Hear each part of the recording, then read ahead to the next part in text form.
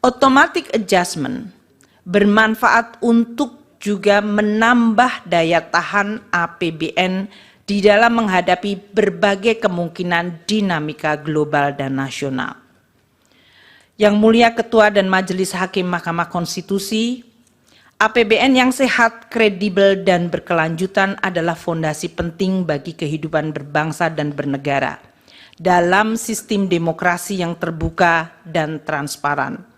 APBN juga menjadi instrumen check and balance yang sehat bagi rakyat untuk dapat mengevaluasi cara kerja dan hasil kerja pemerintah.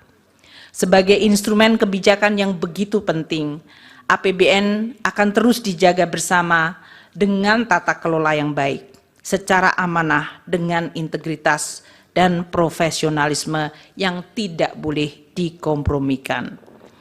APBN adalah alat penting bagi semua generasi bangsa, baik generasi hari ini maupun generasi yang akan datang, di dalam mencapai cita-cita bersama, yaitu terwujudnya gemah ripah loh jinawi toto tentrem kerto raharjo, baldatun toibatun warobun gofur, negeri yang damai, adil, makmur, dan sejahtera. Ini Bu Menteri, Pak Menko, ini ada salah satu tabel yang di kedua permohonan itu sebetulnya ada, yang mencantumkan list perjalanan presiden. Ini karena dua permohonan ini lebih banyak bergeraknya ke presiden ini sebetulnya, karena dalilnya bertumpu di sini. Jadi kami harus menanyakan, apa sih kira-kira yang jadi pertimbangan presiden memilih misalnya ke Jawa Tengah itu lebih banyak kunjungannya dibandingkan ke tempat lain. Ini yang berkaitan dengan kunjungan yang ada pendistribusian bansosnya. Nah, itu yang didalilkan oleh pemohon. Nah, kalau ini kami bisa dibantu menjelaskannya, itu akan lebih mudah kami apakah yang didalilkan pemohon itu bisa dibenarkan atau tidak. Ini kan sering dilakukan pertemuan ya, Pak Menko tadi bilang, Pak Menko PMK maupun Menko Perekonomian sering dilakukan pertemuan. Dalam suasana pertemuan yang sudah berhimpitan dengan jadwal pemilu itu, ada enggak warning dari yang melakukan pertemuan ini, terutama warning yang berkaitan dengan sensitivitas suasana pemilu?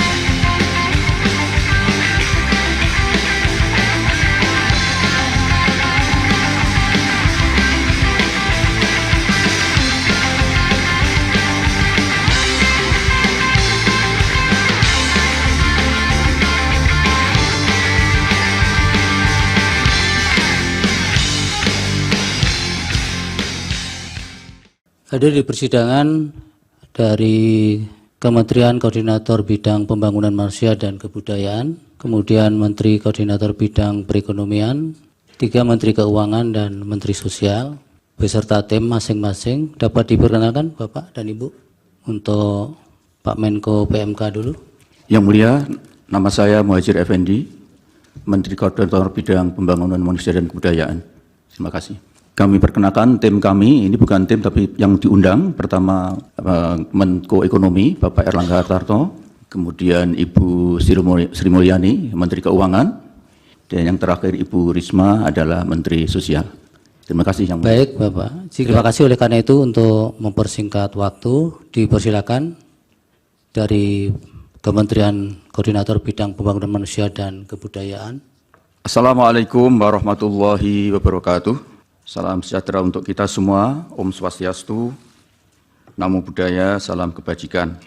Keterangan Menteri Koordinator Bidang Pembangunan Manusia dan Kebudayaan pada sidang Mahkamah Konstitusi Jakarta 5 April 2024. Yang mulia Ketua dan anggota Majelis Hakim Mahkamah Konstitusi, pada hari ini saya sebagai Menteri Koordinator Bidang Pembangunan Manusia dan Kebudayaan Republik Indonesia akan menyampaikan butir-butir penting berkenaan dengan program-program pemerintah, khususnya yang berkaitan dengan penanganan kemiskinan dan perlindungan sosial. Hal ini sesuai dengan tugas pokok dan fungsi Kementerian Koordinator Bidang Pembangunan Manusia dan Kebudayaan yang selanjutnya disebut Kemenko PMK dan yang mempunyai tugas penyelenggaraan koordinasi, sinkronisasi, dan pengendalian untuk urusan kementerian dalam penyelenggaraan pemerintahan di bidang pembangunan manusia dan kebudayaan berdasarkan Perpres nomor 35 tahun 2020 tentang Kementerian Koordinator Bidang Pembangunan Manusia dan Kebudayaan. Adapun penyerahan bantuan pangan beras CPP di Kabupaten Lamongan yang kami lakukan dirangkaikan dengan kunjungan ke wilayah perkampungan nelayan di Kecamatan Brondong yang sekaligus untuk melakukan KSP, Koordinasi Sinkronisasi dan Pengendalian, Koordinasi Sinkronisasi dan Pengendalian dalam penanganan kantong kemiskinan nelayan di wilayah tersebut, yaitu penanganan masalah sanitasi dan pengerukan muara Sungai Lamong bersama ini berkoordinasi dengan Kementerian PUPR, ketersediaan bahan bakar untuk nelayan dengan PT Pertamina, serta pengerukan dermaga Tambat Labuh, pembangunan PABS dengan Kementerian KKP, dan pembangunan mercusuar dengan Kementerian Perhubungan. Yang semua itu terkait erat dengan tugas koordinasi, sinkronisasi, dan pengendalian oleh Kemenko PMK. Adapun Kabupaten Berau adalah termasuk salah satu kabupaten yang relatif baik dalam upaya pengentasan kemiskinan ekstrim. Oleh karena itu, perlu untuk dilakukan kunjungan kerja guna memastikan program-program pemerintah pusat dan program pemerintah daerah saling bersinergi sehingga dapat menjadi contoh bagi daerah lainnya. Dalam kunjungan tersebut di atas, kami memanfaatkan sekaligus untuk menyerahkan bantuan pangan beras secara simbolik, serta melakukan dialog dengan pemerintah daerah, stakeholder, keluarga stunting, serta keluarga miskin ekstrim untuk mendapatkan umpan balik atau feedback. Yang mulia, Ketua dan anggota Majelis Hakim Konstitusi, semua yang kami lakukan adalah dalam rangka koordinasi, sinkronisasi, dan pengendalian atau KSP terhadap apa yang telah diputuskan dalam rapat-rapat yang kami selenggarakan, yang perlu kami koordinasikan, sinkronisasikan, dan kendalikan lebih lanjut di lapangan. Demikian yang dapat kami sampaikan. Semoga Yang Mulia Ketua dan anggota Majelis Hakim Konstitusi berkenan. Atas perhatian dan perkenan Ketua dan anggota Majelis Hakim Konstitusi yang kami muliakan, kami ucapkan terima kasih. Wassalamualaikum warahmatullahi wabarakatuh. Assalamualaikum warahmatullahi wabarakatuh. Waalaikumsalam.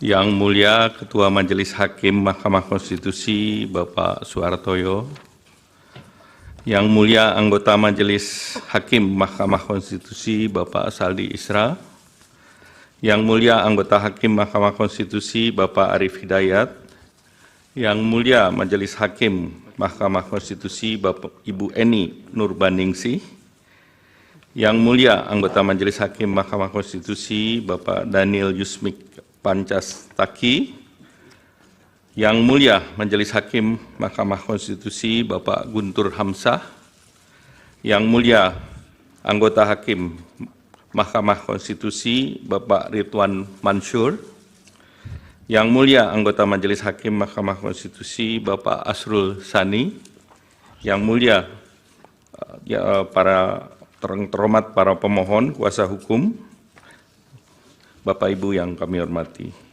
Berkenan dengan undangan Mahkamah Konstitusi kepada kami untuk menyampaikan keterangan pada sidang perselisihan hasil pemilu Presiden dan Wakil Presiden tahun 2024 di Mahkamah Konstitusi.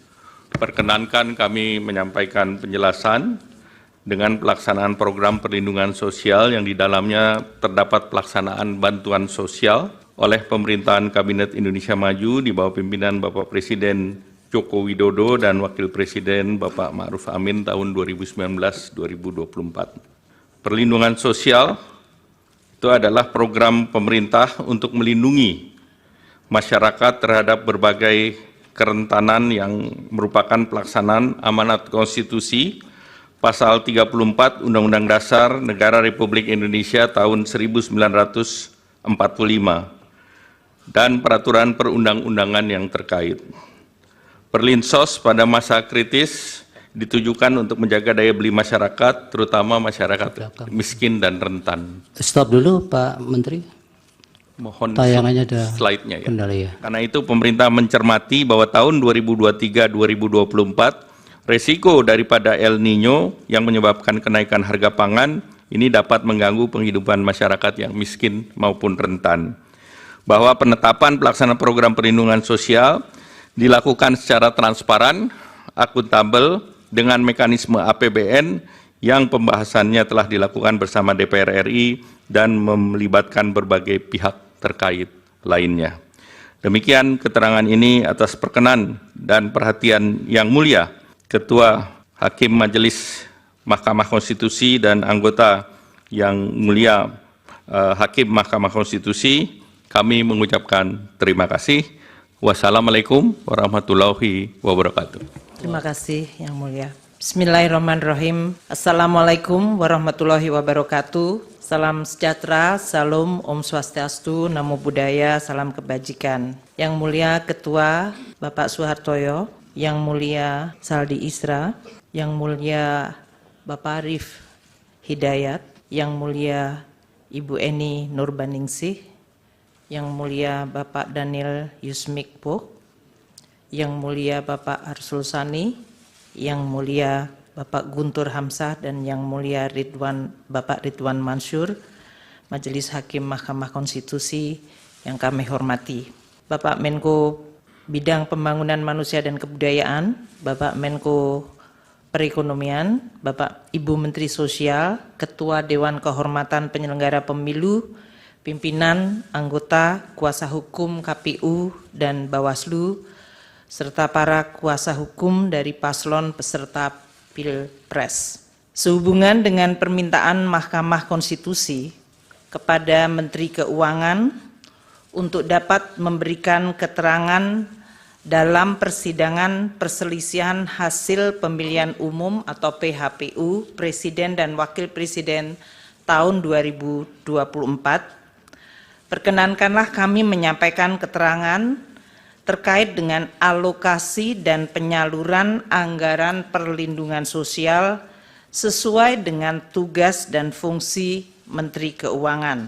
Kami sungguh bersyukur dan mengaturkan terima kasih untuk kesempatan memberikan keterangan di forum Mahkamah Konstitusi yang mulia ini. Anggaran pendapatan dan belanja negara atau APBN adalah instrumen penting dan strategis serta penentu untuk mencapai cita-cita bernegara, dan oleh karenanya harus dikelola dan dijalankan dengan penuh tanggung jawab dengan tata kelola yang baik, transparan, dan akuntabel. Forum di Mahkamah Konstitusi yang mulia ini kami percayai menjadi salah satu cara merawat nalar publik dengan menjelaskan dan mendiskusikan bagaimana APBN menjadi sarana gotong royong anak bangsa, di mana yang mampu berkontribusi lebih besar dan yang tidak mampu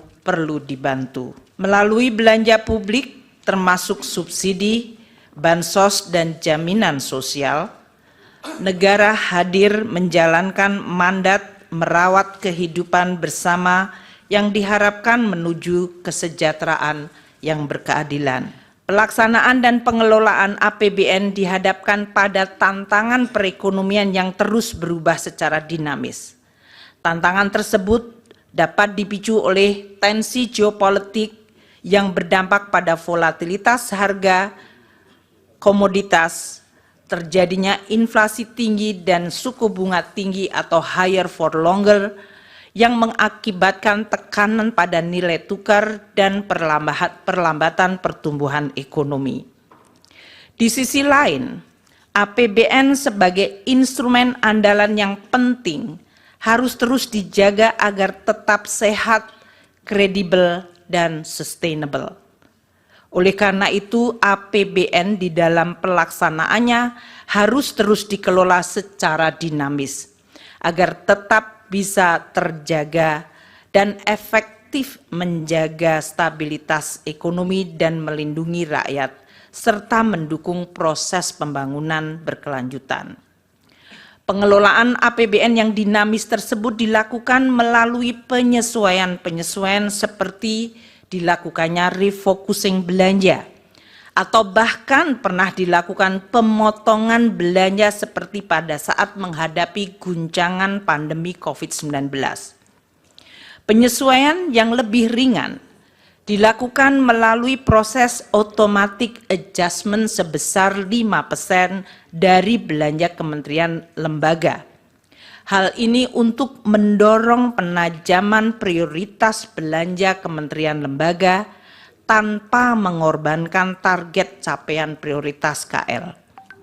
Hal ini diatur dalam Undang-Undang Nomor 19 2023 tentang APBN 2024 Pasal 28 ayat 1 huruf E dan penjelasannya.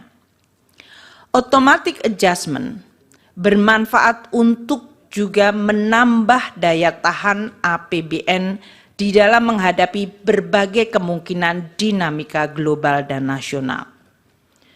Yang Mulia Ketua dan Majelis Hakim Mahkamah Konstitusi, APBN yang sehat, kredibel, dan berkelanjutan adalah fondasi penting bagi kehidupan berbangsa dan bernegara dalam sistem demokrasi yang terbuka dan transparan.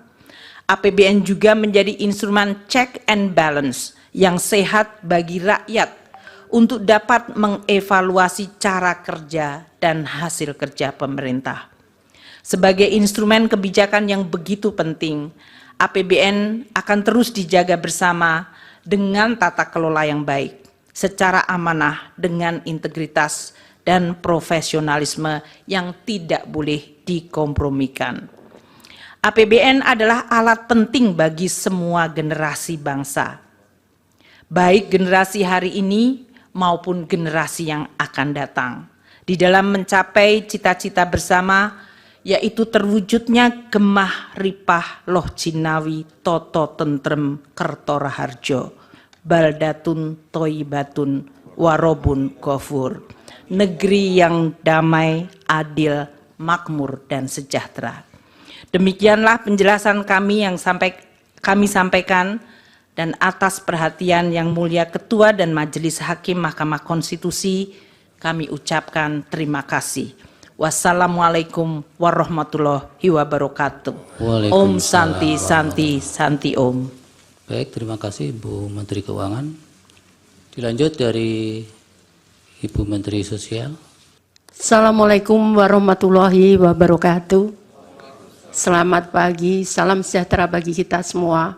Shalom, Om Swastiastu, Namo Buddhaya, salam kebajikan, Rahayu. Yang Mulia Ketua Bapak Soehartoyo, Yang Mulia Bapak Saldi Isra, Yang Mulia Bapak Arif Hidayat, Yang Mulia Ibu Eni Nurbaningsih, Yang Mulia Bapak Daniel Yusmik Peko, dan Yang Mulia Bapak Guntur Hamzah, Yang Mulia Bapak Ridwan Mansur, dan Bapak Ibu sekalian, Bapak Menko PMK dan Menko Perekonomian, Ibu Menteri Keuangan. Tadi sudah dijelaskan banyak tentang kebijakan anggaran. Kami langsung menjelaskan tentang program-program yang kami lakukan di Kementerian Sosial. Yang Mulia para hakim, kami ingin menyampaikan bahwa tahun anggaran Mahkamah tahun anggaran 2023 anggaran Kementerian Sosial sebesar 87 triliun 275 miliar 374 juta 140.000 rupiah. Anggaran tersebut dilaksanakan melalui program perlindungan sosial sebesar 86 triliun 100 miliar 277.705.000 atau 98,65%.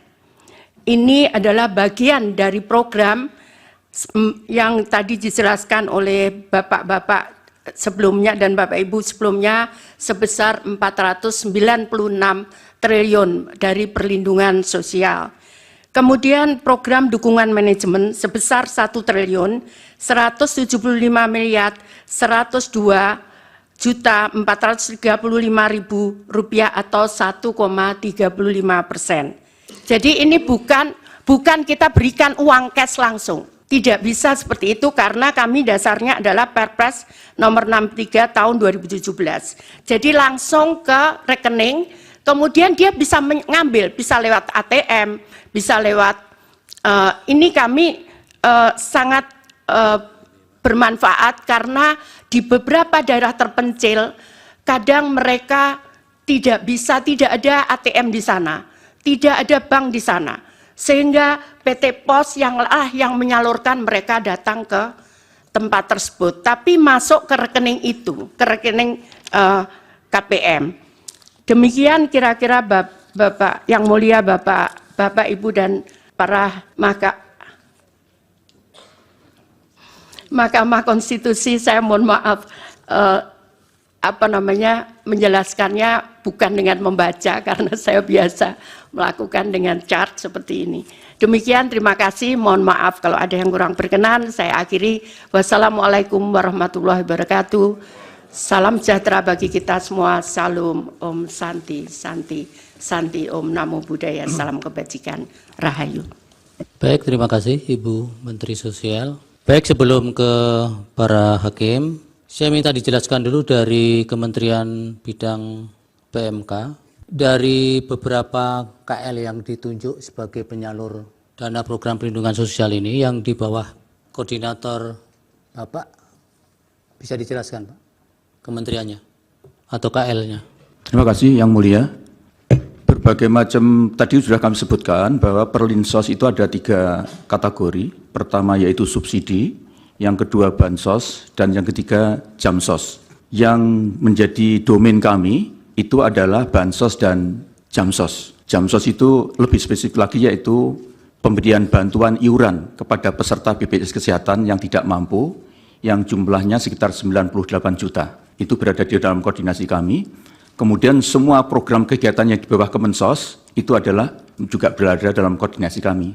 Karena di dalam Perpres tentang Menko PMK, itu ada 7 kementerian yang mulia, yang berada di bawah koordinasi langsung kami, yaitu Kementerian Sosial, Kementerian Kesehatan, Kementerian Pendidikan, Kementerian Agama, Kementerian Pemuda dan Olahraga, Kementerian Desa, dan Kementerian Pemberdayaan Perempuan, ditambah beberapa badan termasuk BNPB, BKKBN, BPJS Kesehatan, BPJS Tenaga Kerja, dan BPOM.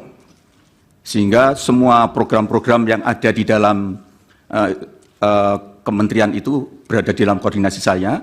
Di samping itu, kalau ada bidang yang harus cross-sektoral, seperti sanitasi tadi yang sudah saya singgung Yang Mulia, itu kami harus mengkoordinasi lintas sektor dengan kementerian teknis di luar koordinasi kami.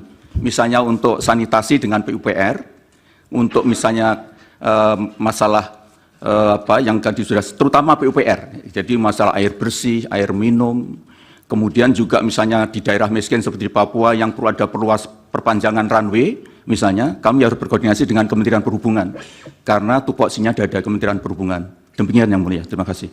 Baik, kalau dari Kementerian Bidang Perekonomian, Bapak, yang... Terima kasih Pak Yang Mulia. Kementerian Perekonomian karena terlibat dalam penyusunan anggaran bersama dengan Bappenas dan Kementerian Keuangan, itu yang pertama, tentu dalam penyusunan anggaran. Yang kedua tentu dalam berbagai produk bantuan yang terkait dengan subsidi. Kemudian yang ketiga tentu penyaluran daripada kementerian yang melalui Kementerian BUMN. Kemudian terkait dengan pangan, koordinasi Badan Pangan, Bulog, dan juga berbagai kementerian lain. Jadi tentu berbagai perlinsos sebagian besar muaranya ada di anggaran. Demikian Pak Majelis Hakim, Ketua yang kami hormati. Kemudian kalau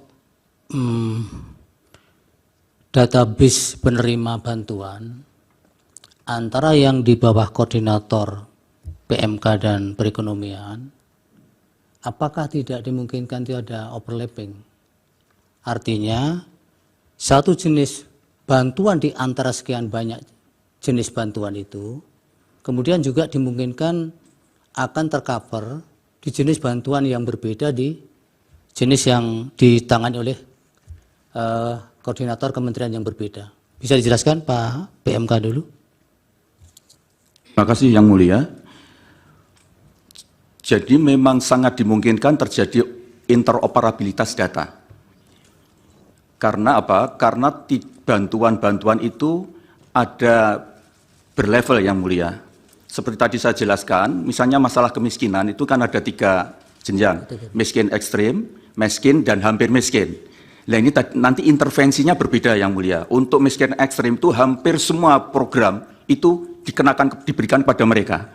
Untuk menaikkan tingkat garis pendapatan pengeluaran dia itu di atas kemiskinan, syukur-syukur menjadi tidak miskin. Karena itu tadi Bu Mensos juga sudah menyebut, misalnya ada untuk di tingkat miskin ekstrim itu hampir semua paket yang ada di Kemensos itu diberikan kepada miskin ekstrim, ditambah BLT desa Yang Mulia. Kemudian ditambah lagi bansos dari pemerintah daerah dan pemerintah provinsi, itu juga boleh diberikan kepada miskin ekstrim. Tapi untuk di tingkat miskin, itu BLT desa dan bansos pemerintah provinsi tidak dibolehkan. Tadi Bu Risma sudah menyinggung, misalnya untuk yang hampir miskin, yang 18.800 juta, yang sisa dari 18.800.000, itu hanya menerima BLT El Nino, kemudian naik lagi 22 juta, itu hanya menerima sekitar 4 juta, hanya menerima bantuan beras dari BPJPN. Ini jadi untuk mengintervensi penanganan kemiskinan itu dilakukan secara berjenjang sesuai dengan kadar kebutuhan atau tingkat kebutuhan yang dialami oleh masing-masing, dan itu kami lakukan berdasarkan by name by address. Baik, dari Pak Menko Perekonomian ada tambahan? Tambahan sedikit bahwa seluruh program yang didesain itu mengacu kepada data yang ada di Kemensos, DTKS, kalau itu menggunakan data KPM, penerima PKH ataupun sembako. Kalau itu kita sasarkan berbasis terakhir menggunakan data dari P3KE, yaitu data pensasaran percepatan penghapusan kemiskinan ekstrim yang wali datanya ada di Kementerian Menko PMK. Jadi kami mereferensi sama. Sebagai contoh, mungkin program yang terkait dengan kartu prakerja itu seperti tadi kita melakukan screening berbasis data Dukcapil dari Kementerian Pendidikan, Dapodik, kemudian DTKS dan yang lain. Jadi itu interoperability dan kesamaan data di pemerintah itu disinkronkan semua. Demikian Yang Mulia. Baik. Kalau demikian pada saat penyaluran Bapak-bapak, khususnya di Januari dan Februari 2024 itu, apakah dimungkinkan 2 bantuan atau lebih dari 1 jenis bantuan itu kemudian disalurkan secara bersamaan, fokusnya di Januari dan Februari ya, 2024 kemarin, apakah itu ada dan kemudian apakah 2 kementerian kemudian ada koordinasi ataukah masing-masing kemudian berjalan sendiri-sendiri? Pak Muhajir dulu mungkin. Terima kasih Yang Mulia. Tadi sudah saya sampaikan, bantuan secara simultan itu bukan hanya pada Januari saja, sejak dulu begitu. Iya, Ya. Ini di Januari dan Februari Pak. Iya, sama Yang Mulia. Jadi misalnya misalnya terutama dari 1,12%, sekitar 5 juta penduduk yang miskin ekstrim, itu menerima hampir semua. Jadi dia juga menerima PKH kalau di dalamnya ada kriteria-kriteria, karena PKH ini yang mulia, itu diberikan kepada keluarga miskin, tetapi dengan kriteria tertentu. Misalnya di situ ada ibu hamil, ada ibu menyusui, ada anak sekolah, ada keluarga difabel, ada keluarga lansia. Jadi kalau nanti di dalam keluarga miskin itu ada salah satu atau beberapa orang yang memenuhi kriteria ini, dia dapat juga PKH. Kemudian dia juga dapat PLT Bansos, makanan dari Kemensos. Dia juga bisa mendapatkan bantuan juga dari El Nino, bantuan pangan El Nino. Dia juga bisa mendapatkan bantuan dari beras, perdagangan pangan beras. Sehingga kita harapkan yang miskin ekstrem ini dengan mendapatkan bantuan dari semua sisi, itu akan terangkat pendapatannya menjadi di atas garis kemiskinan. Sehingga upaya kita untuk mentarget tahun 2014, miskin ekstrem 0%, itu bisa terselesaikan, Yang Mulia. Baik. Berarti itu bisa simultan ya Bapak ya? Betul, Yang Mulia. Ada yang ditambahkan Pak Menko Perekonomian? Cukup jelas. Baik, saya ke Ibu Menteri Keuangan dulu. Ibu, dari anggaran El Nino tadi yang sampaikan Bu Mensos itu, kenapa kemudian mengalami penurunan? Karena untuk sektor El Nino dikeluarkan itu maksudnya apakah itu dari usulan tahun 2023 untuk realisasi 2024 memang sudah tidak dianggarkan lagi untuk Kemensos, ataukah memang itu ada kebijakan di tingkat kemudian setelah pembahasan anggaran kemudian itu dikeluarkan, Ibu?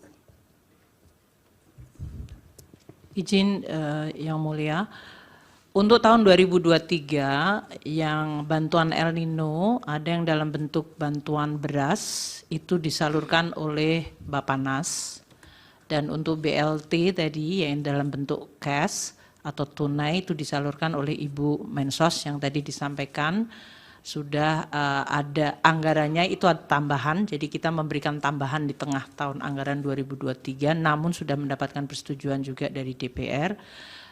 Namun di dalam mekanisme anggaran bisa saja sumber anggaran itu ada di dalam cadangan bendahara umum negara, dan di situ bisa digunakan pada saat negara atau ekonomi menghadapi suatu situasi di mana dibutuhkan suatu tambahan anggaran, dan mekanisme yang dilakukan kami mengambil dari bendahara umum negara kemudian disalurkan seperti yang BLT El Nino.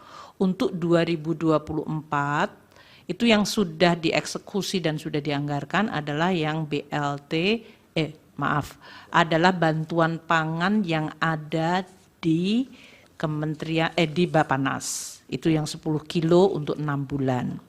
Sedangkan yang BLT El Nino 2024 belum dieksekusi atau tadi namanya menjadi mitigasi risiko pangan. Itu yang dimungkinkan Kemensos pun akan bertambah. Akan ditambahkan anggarannya, namun tadi Bu Mensos mengatakan belum memulai. Sampai hari ini kami di Kementerian Keuangan belum mendapatkan dokumen dari Kemensos untuk bisa mengeksekusi bantuan mitigasi pangan tersebut. Jadi Baik. belum ada pelaksanaannya. Kalau yang berkaitan dengan 6 tahun terakhir pelaksanaan atau pencairan anggaran di Januari Februari ajek tadi Ibu, tapi ada di 2023 mengalami pengecualian karena ada koordinasi dengan perbankan, tadi maksudnya apa Ibu? Jadi begini Bapak, jadi mohon maaf setelah kita dalami, kan kenapa penyerapan itu kecil. Nah ternyata ada yang daerah, misalkan kayak Aceh, itu dia harus nyebrang orang itu. Dia harus nyebrang kalau ngambil karena tidak ada ATM, tidak ada pos, sehingga dia harus nyebrang. Nah mereka itu nyebrangnya, yang diterima itu paling banyak 450. Nyebrangnya itu butuh 600.000 gitu. Sehingga kemudian mereka nggak ambil karena, atau diambil di akhir tahun gitu. Karena Mbak sesuai. Iya, begitu. Nah, kemudian ada lagi yang bank seperti di daerah Bali. Itu ada di daerah di mana bank Bank BTN itu nggak ada di kabupaten itu, sehingga dia butuh untuk membayar transport, untuk mengambil bank itu di kabupaten yang lain itu lebih banyak daripada yang dia terima. Itu yang kemudian kita rapatkan dengan Imbara yang tadi saya sampaikan, ada Pak Wamen BUMN datang untuk bagaimana ini. Jadi kami pindah bank, yang bisa bank apa di situ? Kami pindah bank, kita ganti banknya. Kemudian ini gimana? Ada yang penyerapan 3 bulan. Itu kenapa nggak bisa yang baru? Jadi misalkan bapaknya ini meninggal, kita ganti dengan nama anaknya penerima. Itu bank tidak bisa serta-merta mengganti nama ini. Butuh waktu 3 bulan untuk sampai jadi rekening itu. Akhirnya kemudian disepakati, di situ ada seluruh bank, kemarin rapat dengan kami di seluruh bank, sehingga dan PT POS disepakati untuk penerima baru itu disalurkan lewat PT POS, karena PT POS bisa 1 minggu dia bisa mengeluarkan rekening itu, sehingga saat itu kita butuh. Itu yang pertama. Masalah yang kedua adalah beberapa temuan BPK, kita juga nggak berani melangkah itu. Kenapa? Contohnya misalkan ditemukan oleh BPK itu PNS itu penerima gitu. Nah, kami butuh waktu. Apa iya dia PNS betul atau bukan? Itu. Jadi itu salah satu kenapa di 2023 itu agak mundur. Jadi temuan itu ada yang, mohon maaf, dia masuk di datanya AHU. AHU itu di Kementerian Kumham. Dia sebagai di situ ditulis sebagai komisaris perusahaan A. Tapi ternyata setelah kita cek ke lapangan dia hanya cleaning service. Ya, akhirnya bisa kita klarifikasi dengan BPK bahwa ini orang miskin. Lah kalau namanya dipakai di sini kan ya bukan salah orang ini gitu kan, Pak. Ternyata kita bisa tunjukkan, dan alhamdulillah yang 2023 kita clear soal itu.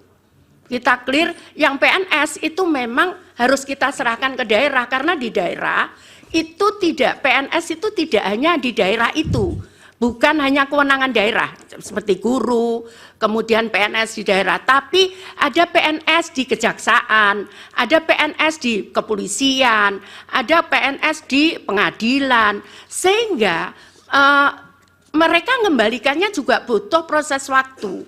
Namun kemudian nggak bisa saya putus, ini harus jalan kita. Ya sudah, ada beberapa temuan lagi yang seperti itu modelnya. Iya, kemudian di 2024 Januari Februari sudah normal, Ibu? Ya normal, alhamdulillah normal. Jadi yang apa namanya itu malah di tahun 2021 saat awal COVID itu saya persis masuk 2 Januari kita keluarkan karena saat itu COVID.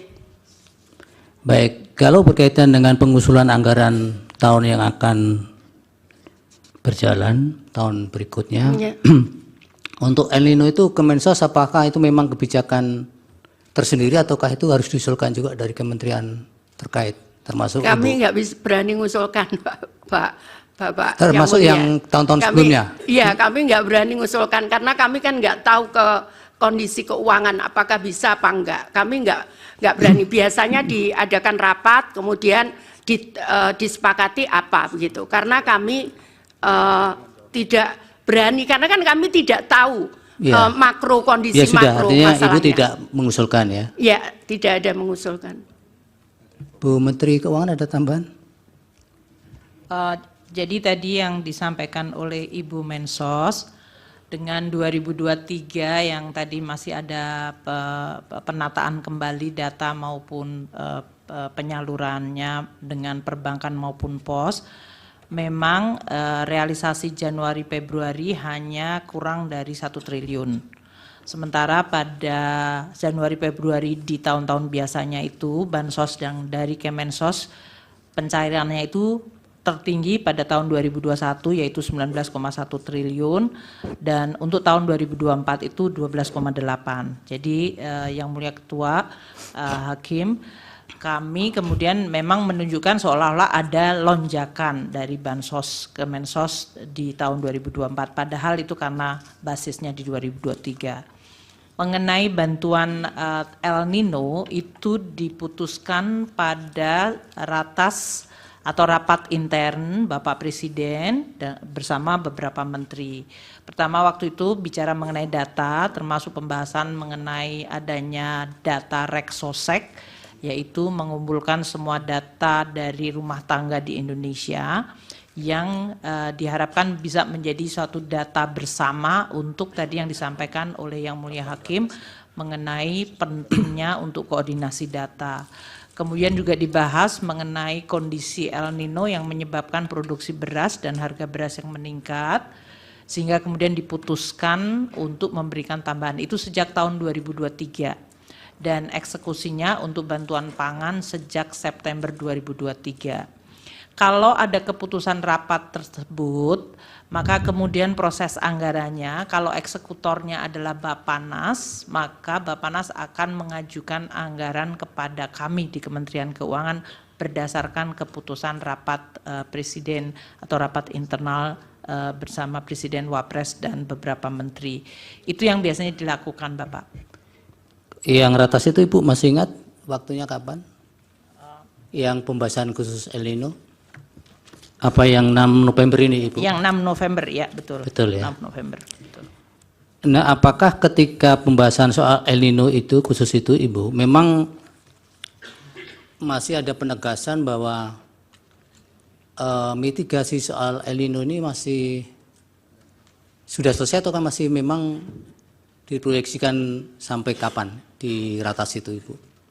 Jadi waktu kita, ini beberapa kali rapat ya, kami Ya. biasanya mengevaluasi. Jadi waktu pembahasan biasanya kemudian diputuskan untuk memberikan bantuan. Bahkan di tahun 2023 waktu itu pun dibuat 3 bulan dulu, September, Oktober, November. Kemudian kita melihat bahwa El Nino masih berjalan, maka kemudian pada bulan November itu ditambahkan untuk sampai dengan Desember, dan karena dari BMKG dan kemudian dari BRIN menyampaikan bahwa El Nino akan maju meluncur terus di 2024, maka untuk bantuan pangan untuk El Nino itu diberikan sampai dengan 2024, 6 bulan untuk mengcover kemungkinan terjadinya disrupsi dari sisi panen dan ketidakpastian. Itu yang dilakukan pada saat keputusan mengenai bantuan pangan El Nino.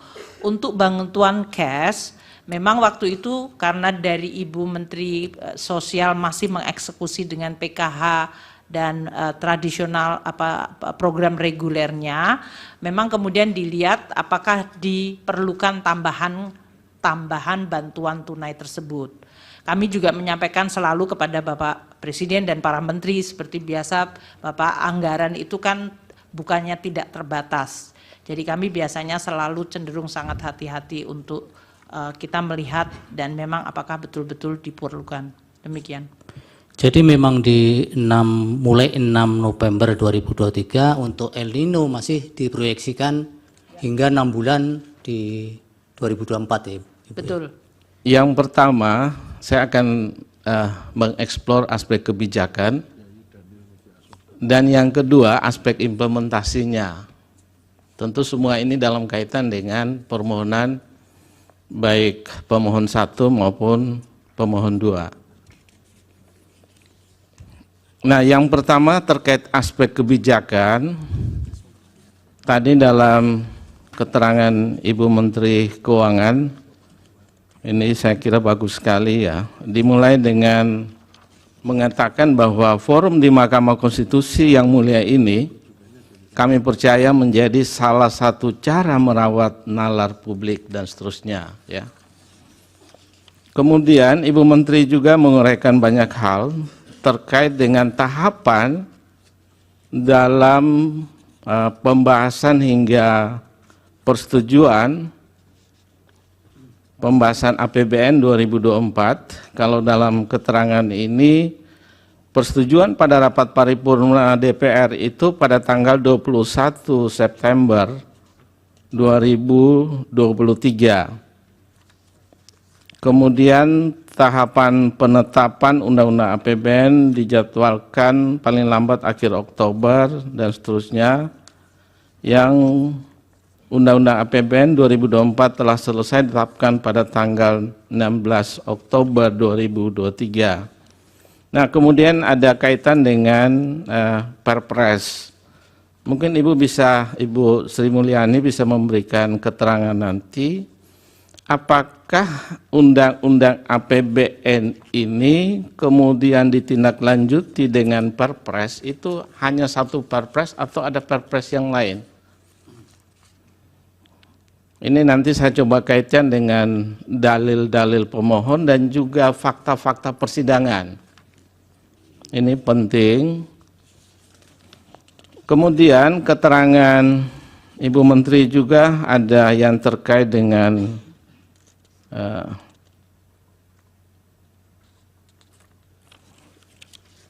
soal alokasi anggaran Perlinsos yang jumlahnya itu sekitar 496,8 triliun. Kalau anggaran sebesar ini, pertanyaannya adalah apakah alokasi anggaran tersebut itu bisa direvisi atau tidak? Nah, kalau direvisi dasarnya apa? Kemudian bagaimana mekanismenya?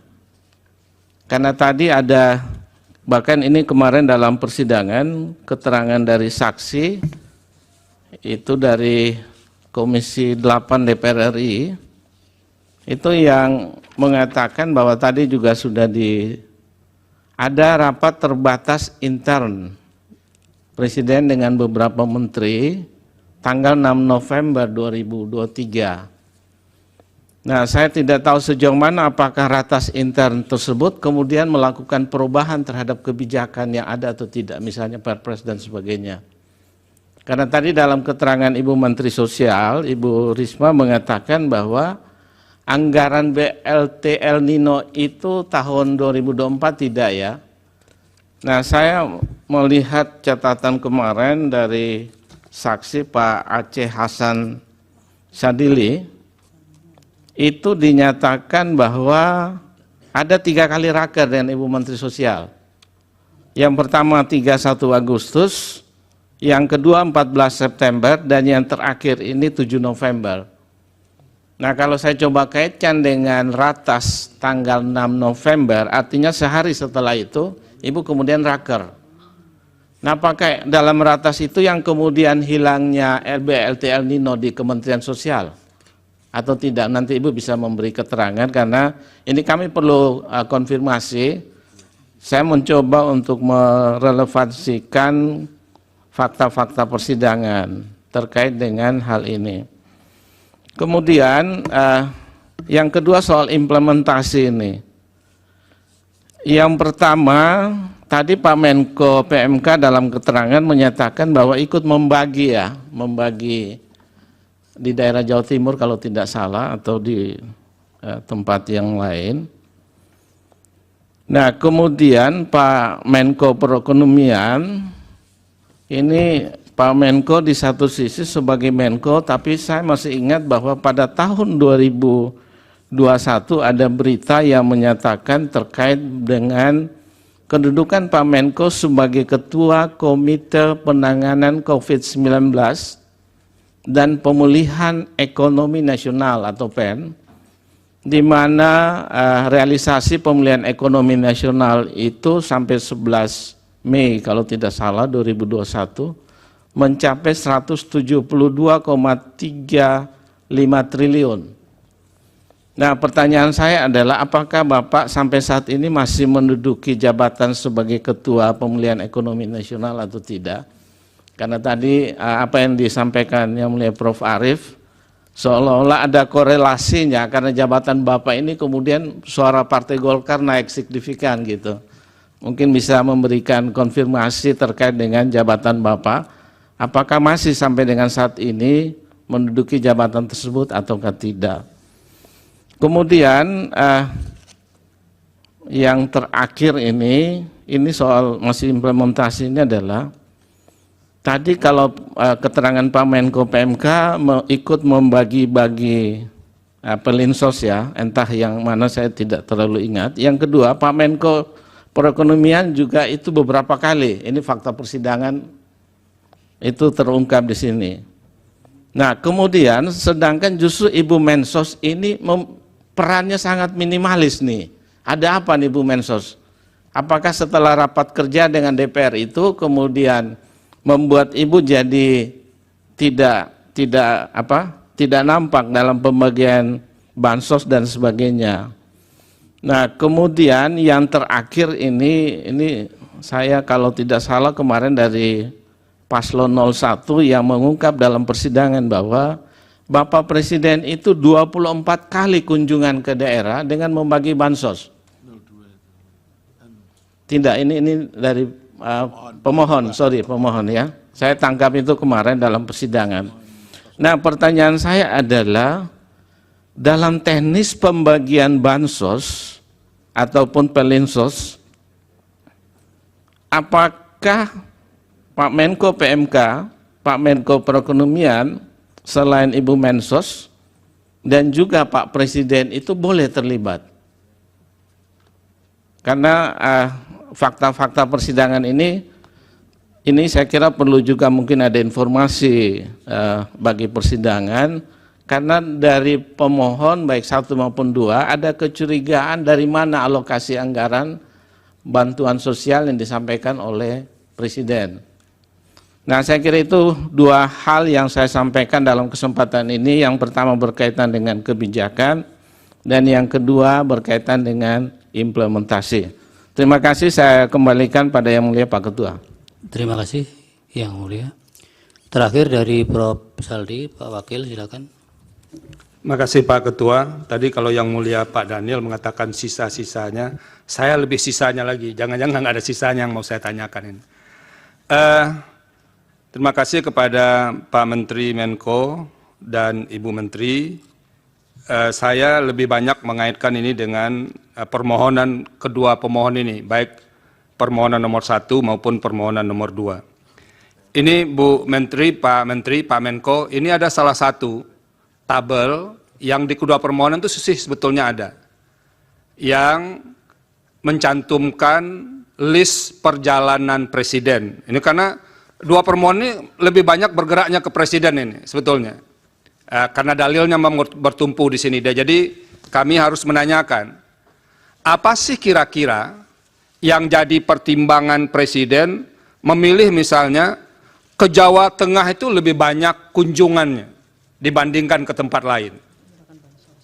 Ini yang berkaitan dengan kunjungan yang ada pendistribusian bansosnya. Nah, itu yang didalilkan oleh pemohon. Nah, kalau ini kami bisa dibantu menjelaskannya, itu akan lebih mudah kami, apakah yang didalilkan pemohon itu bisa dibenarkan atau tidak.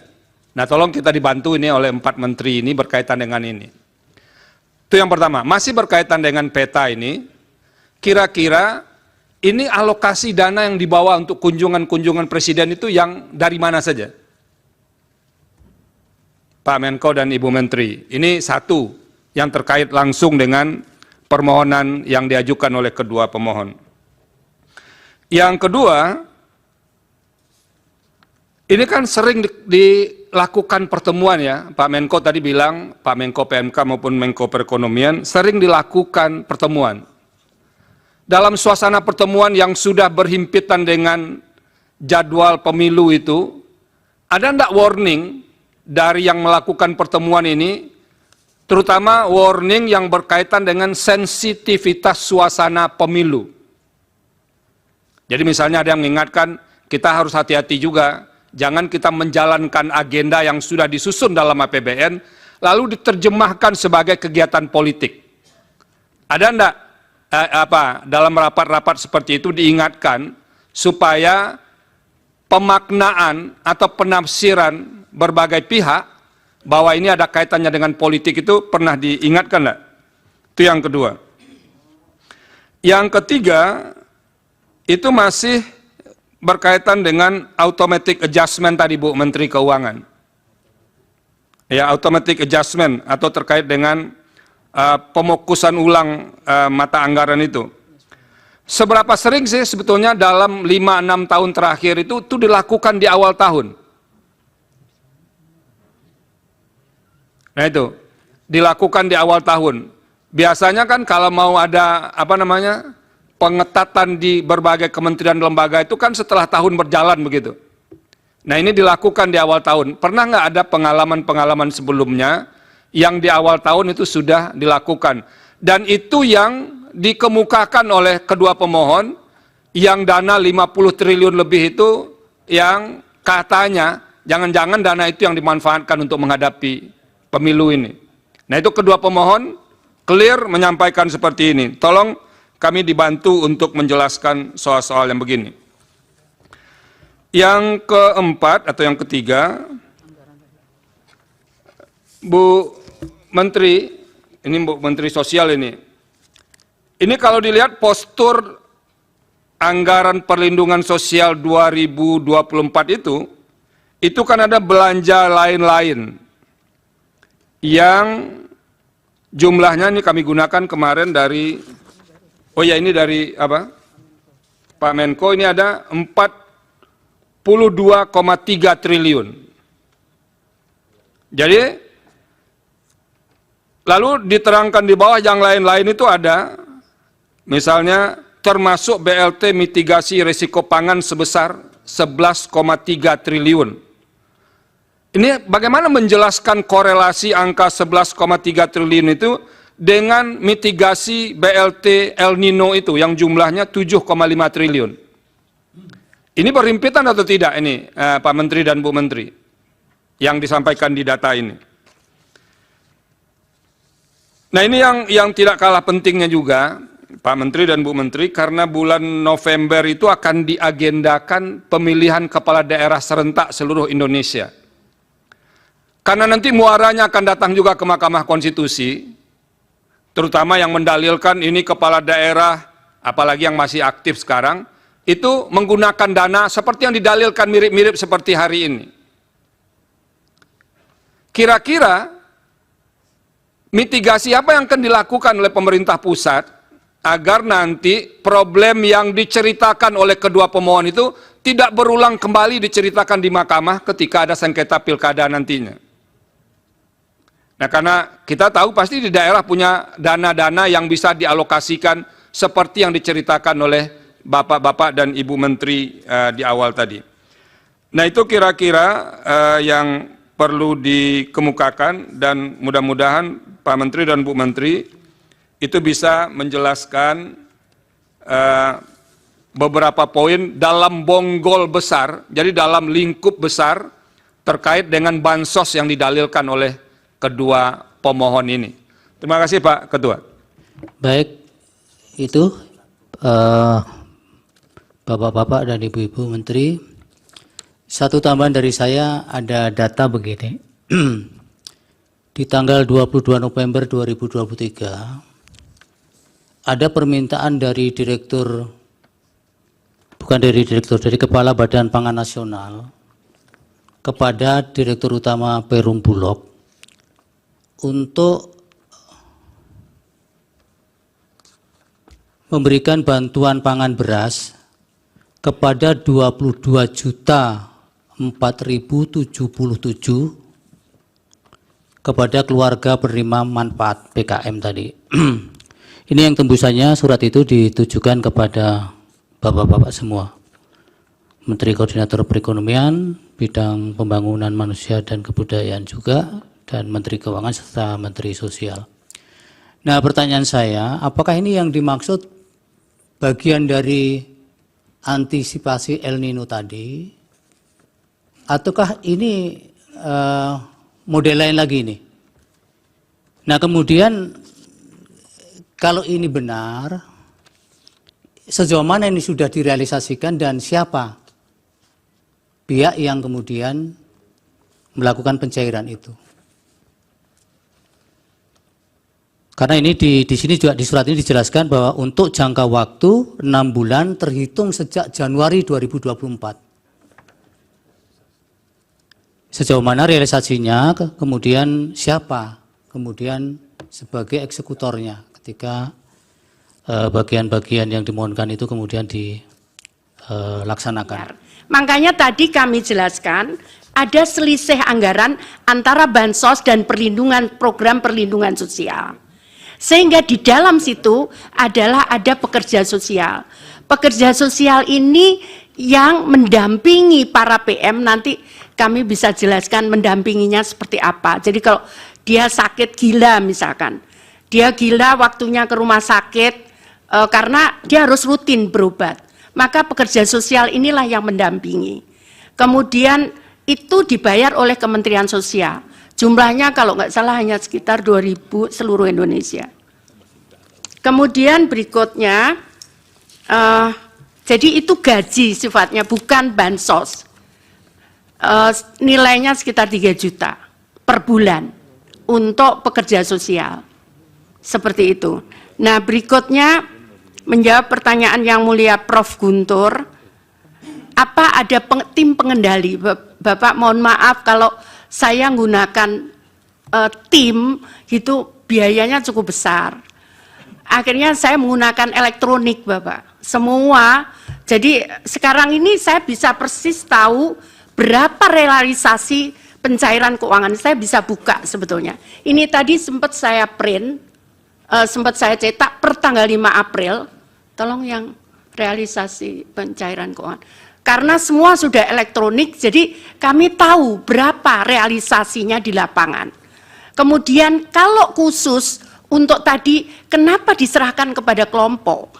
Karena mohon maaf, yang kelompok yang kita berikan, satu, dia untuk disabilitas. Dia nggak mungkin bisa pergi kemana-mana, seperti ini kasusnya. Ini gila, yang diserahkan ini gila, kemudian yang disabilitas seperti ini nggak mungkin mereka. Dan mereka tinggal sendiri.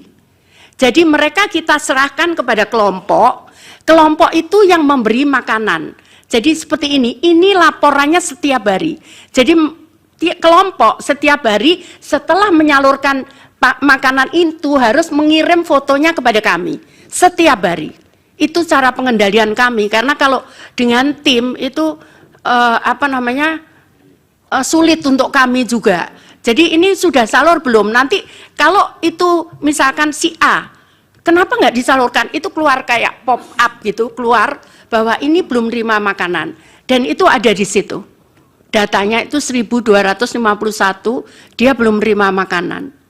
Seperti itu. Nah, itu nanti kita cek. Kenapa? Dengan pendamping tadi, Peksos itu. Seperti itu. Jadi kita cek kenapa dia nggak terima gitu. Maka Peksos itu dan pendamping kami, PKH, ada pendamping PKH, itu yang ngecek ke lapangan. Kenapa dia belum dapat terima makanan? Mungkin udah meninggal, mungkin sakit di rumah sakit sehingga dia nggak terima makanan. Nah, kemudian berikutnya itu kalau ada dispute, misalkan laporan tentang misalkan penyelewengan bansos, kami dibantu oleh Satgas di KPK, Satgas untuk Satgas khusus untuk kalau ada sesuatu, dan Satgasus yang diberikan bantuan oleh Pak Kapolri ke kami. Kami punya didampingi dari Pak Kapolri sekitar 21 orang, dan dari KPK juga ada mendampingi kami kalau ada dispute tentang penyaluran ini. Seperti itu. Nah, untuk ngontrol, apakah kami misalkan mau komplain, kami 24 jam, kami punya sisi room. Seseorang bisa melapor, kenapa saya nggak terima bulan ini? Kenapa ini nggak berhak? Jadi yang kita sebut usul sanggah, ini nggak berhak. Kenapa ini dapat? Maka dia bisa melaporkan, dia tunjukkan foto rumah, kemudian kami cek lapangan. Kalau ternyata menurut kita betul seperti ini, Pak, ini rumah tidak layak bansos, maka kita kirim. Karena sesuai Undang-Undang Nomor 13 2011, keputusan data itu ada di daerah. Jadi karena itu kita kembalikan ke daerah. Awalnya saya minta daerah kembalikan 3 bulan, tapi tim dari Satgasus, kemudian KPK nyampaikan terlalu lama Bu Mensos, 1 bulan saja. Akhirnya 1 bulan, kalau mereka daerah tidak menjawab, berarti sanggahan atau usul itu betul. Seperti itu, Bapak. Jadi ini untuk menjaga data kita, apakah data kita betul atau tidak. Itu kami punya, sekarang sudah ada berapa juta relawan ya? 2 juta relawan yang dia melaporkan itu. Saya mohon izin, saya tidak apa namanya, kalau saya turun biasanya kalau itu ada dispute. Jadi misalkan perselisihan baru saya turun. Tapi kalau tidak itu pun saya selalu mengajak dari perguruan tinggi. Jadi kalau ada perselisihan baru saya turun. Jadi kalau saya turun, yang mungkin Bapak itu memang karena orangnya harus saya tolong. Misalkan kemarin saya nemukan di Sinja anak yatim, nggak ada orang tuanya, rumahnya itu di jurang begitu, saya masuk harus jalan kaki 1 kilo gitu, itu nggak ada orang tuanya. Saya harus ngerayu dia, maukah kamu ikut di tempat kami? Jadi saya datang untuk itu, bukan apa namanya, itu lebih banyak seperti itu. Atau anak kecil-kecil yang diperkosa, kadang ini berkosa bapaknya gitu kan, kemudian ibunya bingung karena kadang anaknya disuruh ngaku, nggak boleh ngaku, sehingga kemudian karena kenapa ibunya nggak boleh anaknya nggak boleh ngaku, karena ketakutan nggak bisa makan. Itulah yang saya harus yakinkan bahwa dia dijamin oleh negara gitu, supaya dia anaknya tidak disuruh untuk tidak mengakui itu gitu, dan itu berkali-kali saya temukan seperti itu. Kemudian ya BLT El Nino itu tadi sudah kami sampaikan bahwa itu sudah kami sampaikan memang ya itu bukan kami ngatur, tapi memang tanggal 6 itu ada ratas, tanggal 7 itu kebetulan di DPR terus kami sampaikan sekalian. Jadi ada apa namanya, hearing seperti ya. RDP, raker, gitu. Ya kami sampaikan sekalian, begitu. Terus saat itu saya ngomong, waduh ini enggak nututi, kalau harus akhir Desember saya harus cair, saya enggak nututi. Saya minta saat itu gimana kalau dengan PT Pos, karena bank tidak mungkin, tadi sudah kami jelaskan dalam waktu 3 bulan, bank tidak mungkin mencairkan itu. Tapi itu sudah kelar, itu jumlahnya tadi berapa? 21.353. Seperti itu kakak. Kemudian 2023. Kemudian ya ini saya pikir sudah dijawab yang bantuan pangan beras dan dari Bappenas. Jadi bukan kami Pak. Sejak 2021 kami tidak menyalurkan dalam bentuk natura atau barang. Terima kasih.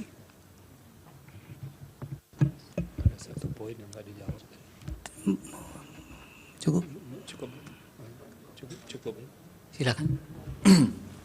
Baik, terima kasih. Saya ingin konfirmasi satu saja, Bu Menteri Keuangan.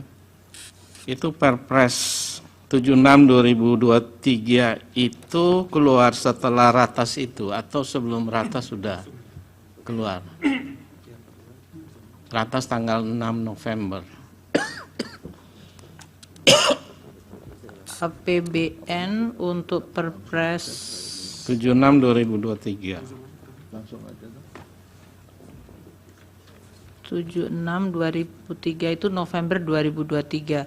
Saya cek dulu Pak, apakah tanggalnya setelah atau sebelum tanggal 7? Tidak terkait dengan itu sih Bapak. Kalau itu kan turunan dari undang-undang. Jadi kita menggunakan Perpres itu adalah rincian dari anggaran. Sedangkan kalau ada sidang kabinet dan kemudian memutuskan, dan dalam hal ini seperti Bappenas ditugaskan, mereka kan sudah punya alokasi anggaran yang ada di dalam. Mereka bisa menggunakan alokasi anggaran itu dahulu, dan kalau kemudian ada kekurangan, mereka bisa meminta tambahan anggaran. Itu mekanisme. Jadi Perpres turunan Undang-Undang APBN itu independen terhadap, artinya dia diturunkan dari yang di dalam undang-undang untuk rincian dari anggaran kementerian lembaga dan transfer ke daerah. Baik, terima kasih. Dari Prof. Arief masih satu. Bu Mensos, mohon maaf saya lagi. Sebelum Ibu jadi Menteri Sosial, apakah sudah ada program bantuan pangan beras? Ada Bapak. Waktu itu yang menyalurkan siapa? Dulu Kementerian Sosial Bapak. Oke, terus habis setelah Ibu jadi Menteri digeser ke Kepala Bukan, Badan bukan Pangan Nasional. Bapak. Mungkin Gimana? saya perlu jelaskan. Ya, Apa itu yang perlu saya dijelaskan jelaskan? supaya Ya. clear. Jadi begini Pak, waktu itu sebetulnya diberikan kepada Kemensos. Tapi saat itu karena ada temuan BPK, nanti kami bisa sebutkan, yang tahun 2020 ada temuan BPK bahwa ada dispute harga karena kita menggunakan harga CBP. Kemensos menggunakan harga CBP. Tapi kemudian saya tidak tahu di lapangannya. Saya menerima temuan. Akhirnya saya sampaikan, kenapa BPK nanyakan, kenapa milih harga CBP, kenapa bukan HET? Itu yang saya tawar saat itu. Kenapa kalau saya menggunakan HET atau harga pasar, saya mau dan tidak ada biaya bungkus. Kemudian ternyata nggak bisa, harus menggunakan dana CBP. Akhirnya kami pun tidak mau karena saya juga khawatir ada temuan kalau menggunakan dana menggunakan harga CBP, saya sampaikan begitu. Oke. Jadi karena ada persoalan, kemudian Ibu sendiri yang Ya, menyatakan keberatan, Ya, terus betul. kemudian oleh Bapak Presiden digeser ke penanganannya Kepala Badan Saya Pangan tidak Nasional. tahu, mohon maaf, saya tidak tahu Oke. kemananya. Mungkin Ibu Menteri Keuangan tahu atau Pak Menko Ekwin? Yang mulia Bapak Arief, waktu bantuan sosial dalam bentuk beras itu dieksekusi dulu, ada juga keluhan mengenai kualitas beras. Karena itu biasanya yang menjadi masalah teknis, beras yang sudah lama ada di Bulog disampaikan dan kualitasnya sudah tidak bagus, sehingga menimbulkan persoalan reputasi bagi pemerintah. Pada saat peralihan menjadi bantuan dalam bentuk cash itu dilakukan untuk PKH dan kemudian bantuan pangan sembako, tapi dalam hal ini diberikan tetap tanpa dalam bentuk beras atau in kind, tapi cash kemudian untuk menciptakan perputaran ekonomi di masing-masing daerah. Sedangkan yang Bapanas itu dibentuk tahun 2022 merupakan turunan dari Undang-Undang Nomor 12 mengenai pangan, ketahanan pangan. Itu tujuannya memang cukup luas, kalau tadi saya sampaikan di dalam presentasinya, termasuk di dalamnya adalah stabilisasi dari harga pangan, namun tidak hanya dari sisi harga, tapi juga pengadaan dan juga jumlah stok, distribusi, dan bahkan antar daerah. Bapanas sebetulnya mandatnya 11 komoditas untuk masalah ketahanan pangan. Namun untuk tahap yang pertama karena baru dibentuk tahun 2022, fokusnya hanya 3, yaitu beras, jagung, dan kedelai. Nah, untuk yang beras ini tentunya begitu masuk masalah ada El Nino, jumlah kurang, makanya koordinasi Bapanas dengan Bulog mengenai pengadaan beras bisa dari dalam dan dari luar negeri apabila jumlah stoknya tidak ada atau tidak mencukupi. Demikian. Ya. Jadi memang itu dibuat di dalam rangka ketahanan pangan termasuk nasional, stabilisasi harga. Salah satu aktivitasnya memang bisa memberikan bantuan pangan kepada kelompok tidak mampu. Itu sebagai salah satu aktivitas, tapi fokusnya sebetulnya adalah untuk stabilisasi harga dan untuk ketahanan pangan. Oke, terima kasih Ibu Menteri Keuangan, Ibu Menteri Sosial. Terima kasih. Baik, baik Bapak-bapak dan Ibu-ibu, sebelum ditutup, ini ada pertanyaan dari Prof. Saltiti yang tertinggal tadi yang belum dijelaskan berkaitan dengan ketika pembahasan bantuan-bantuan ini, khususnya di era menjelang pemilu itu, Bapak-bapak dan Ibu-ibu, apakah di forum itu ada tidak pesan-pesan dari Presiden ataupun usulan dari para menteri bahwa hal yang demikian itu ada nuansa-nuansa yang sensitif yang kemudian harus dicermati karena berkaitan dengan kepemiluan itu. Pernah tidak dalam proses ratas-ratas maupun mungkin bisa dijelaskan Pak Menko bidang PMK atau bidang perekonomian?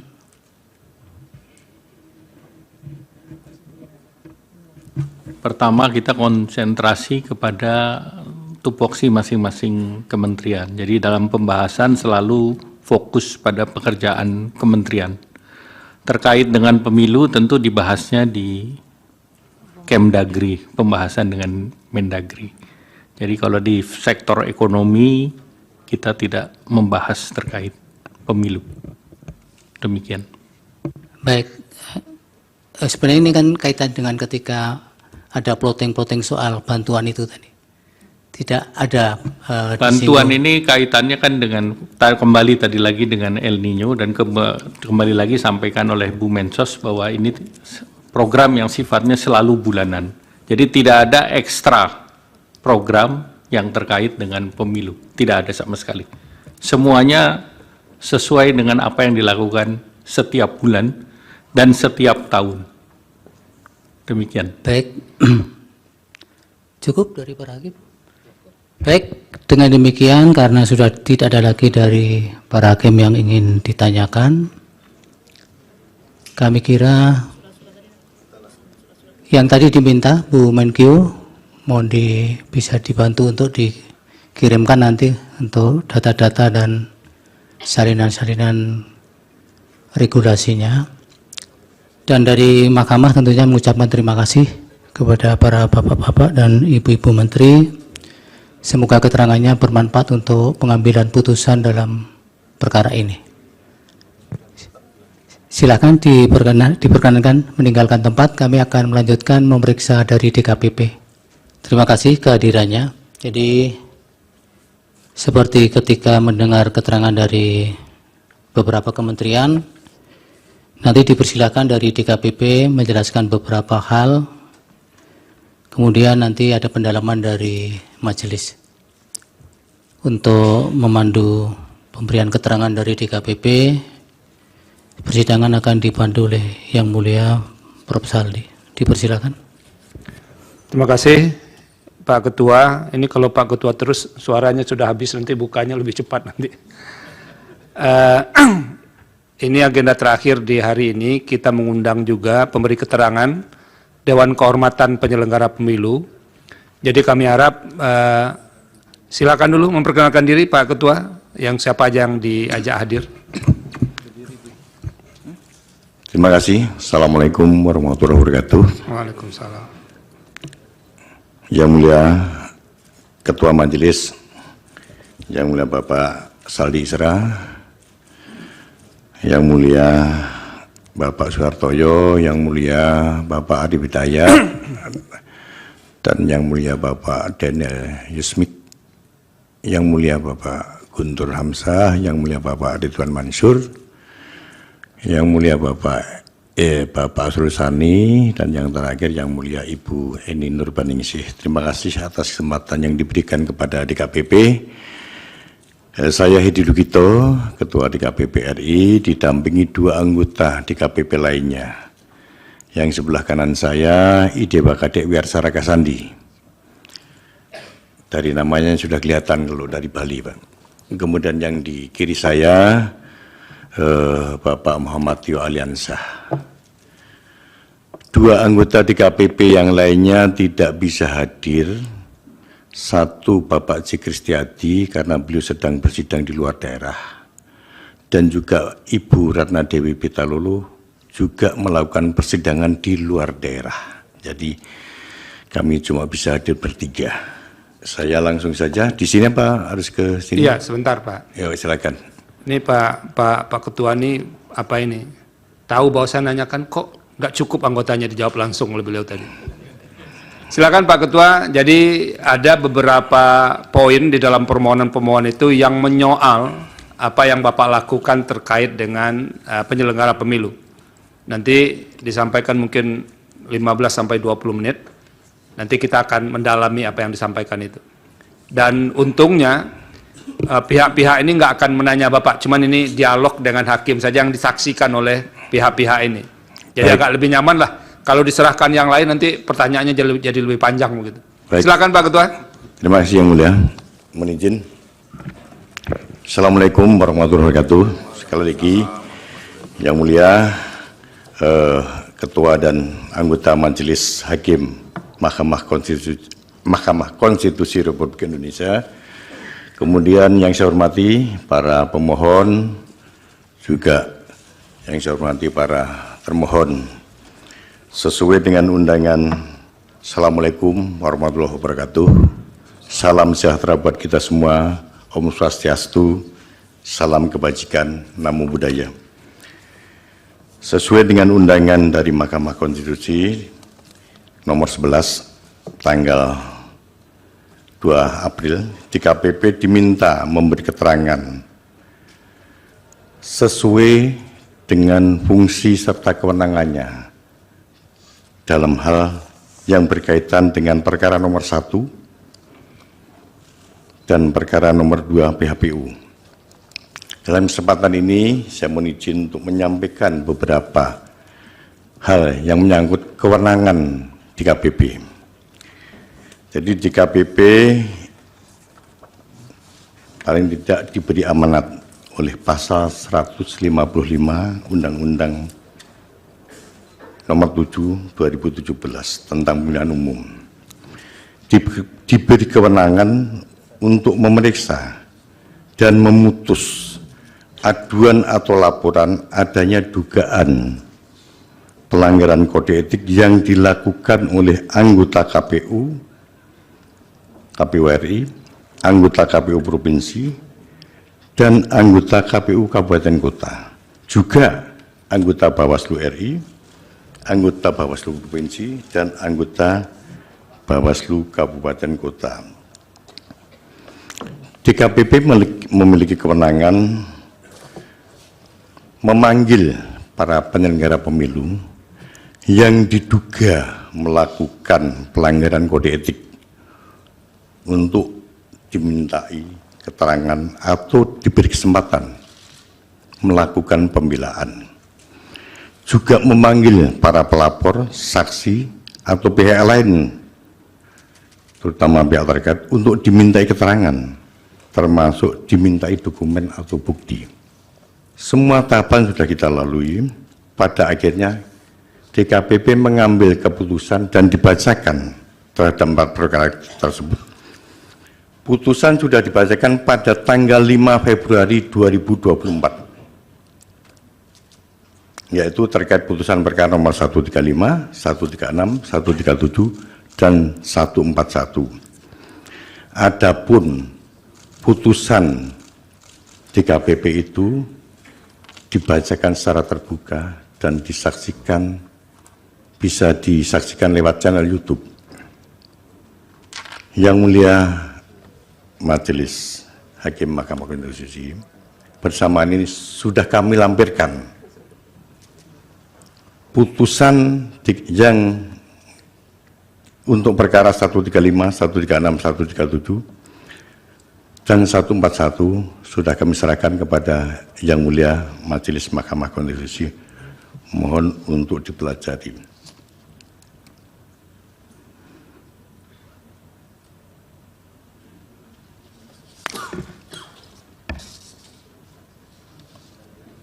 Demikian yang bisa kami sampaikan dalam kesempatan ini. Terima kasih sekali lagi atas kesempatan yang diberikan kepada DKPP di ruangan ini. Selanjutnya bila ada pertanyaan-pertanyaan, saya harapkan pertanyaan tidak sampai menyangkut pada pokok perkara. Karena bagaimanapun DKPP meskipun sebagai penyelenggara pemilu diberi tugas sebagai majelis etik yang secara etika tidak dibenarkan membicarakan putusan DKPP di luar persidangan. Jadi Karena putusan DKPP sudah kami serahkan kepada Yang Mulia Majelis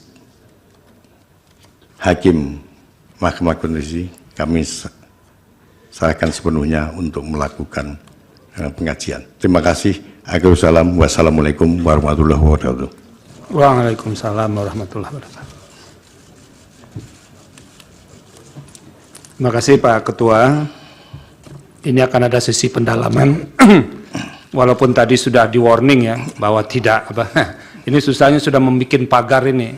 Tapi pasti Hakim Konstitusi punya cara sendiri juga tuh untuk bisa membongkar pagar itu. Pertama dimulai Yang Mulia Profesor Arief Hidayat. Ini ada mantan murid suruh dosennya mempelajari ini tadi.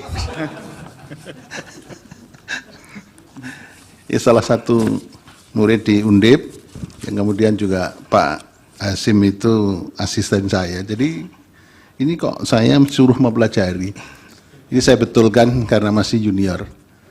Dimohon tidak pelajari, ya, berkas yang sudah dikirim tidak dipelajari, tapi dimohon untuk menjadi pertimbangan. Terima kasih, Prof. Baik.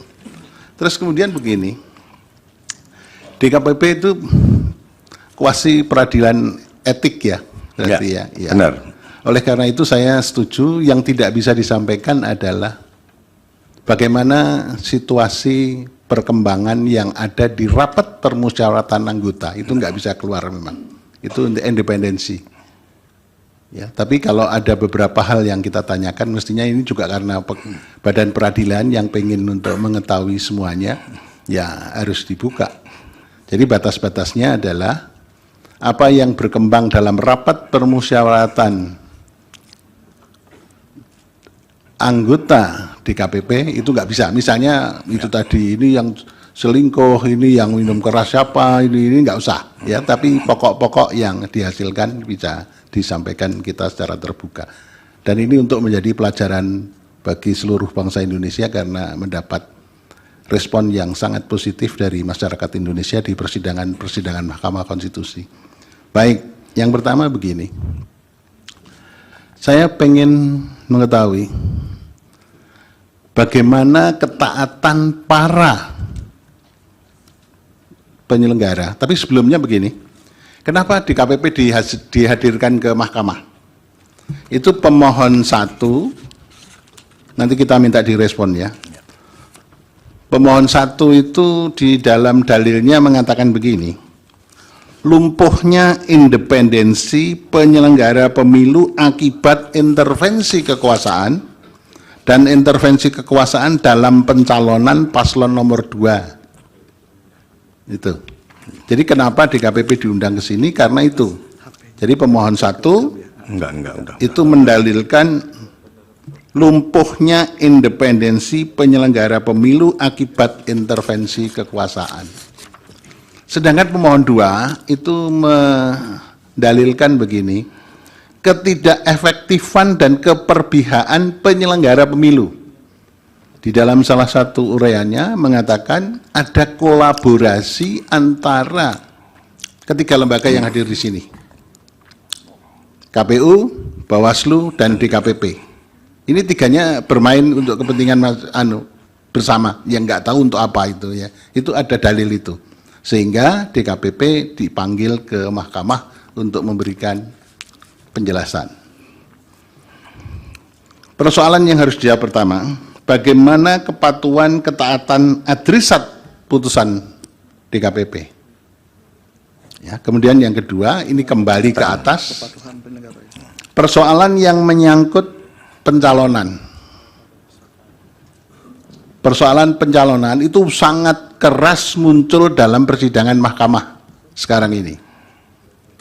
Ya, jadi berkenaan dengan KPU langsung melaksanakan putusan Mahkamah nomor 90 tanpa merubah PKPU, langsung diduga ada macam-macam hal yang terjadi pada waktu proses pencalonan sampai penetapan pencalonan. Itu mohon bisa disampaikan uraiannya di persidangan ini. Ya, kemudian yang berakhir pada amarnya, kemarin itu juga muncul di persidangan ini, amarnya yang pertama, memberi sanksi kepada seluruh anggota KPU dengan teguran tertulis, ya, teguran keras, gitu. Teguran keras, peringatan keras terakhir, gitu ya. Nah ini terakhir, ya besok kalau ada pelanggaran lagi ya harus dibuang. Ya, jangan terus kerasnya keras terus, terakhir terus sampai enggak selesai itu ya kan itu. Nah itu ya. Jadi ada itu. Ini supaya bisa dijelaskan kepada kita. Kemudian pertanyaan berikutnya, apakah ada persoalan-persoalan yang serius pada waktu pelaksanaan atau pencoblosan yang dilaporkan kepada DKPP? Dan kalau ada, putusannya bagaimana? Dan menyangkut berapa orang, kemudian bagaimana ketaatan dan bagaimana perbaikan-perbaikan dalam rangka itu. Kemudian yang berikutnya, apakah ada persoalan-persoalan etika yang dilaporkan pada waktu penghitungan suara sampai ke rekapitulasi suara, baik di tingkat TPS, di tingkat PPK, sampai di tingkat kabupaten kota, provinsi, dan tingkat nasional. Itu ada enggak? Ada. Adanya belum kita. Ya. Sehingga kita semua bisa mencermati, karena memang ini adalah dalil dari para pemohon. Jadi mahkamah tidak mengada-ada, ingin membuka sesuatu yang tidak perlu, tapi mahkamah karena ini berkepentingan menjawab dalil-dalil dari permohonan. Tadi yang dua tadi, lemahnya atau tidak berfungsinya atau independensi dari lembaga penyelenggara pemilu itu kan tiga-tiganya, KPU, Bawaslu, dan DKPP penyelenggara pemilu. Ini supaya direspon dengan sebaik-baiknya. Terima kasih, saya kira itu dulu Prof. Saldi. Baik, terima kasih Yang Mulia Majelis Hakim Mahkamah Konstitusi atas beberapa pertanyaannya, terutama senior saya, dosen saya dulu, Prof. Arif, terhadap pencalonan Capres dan Cawapres, apakah ada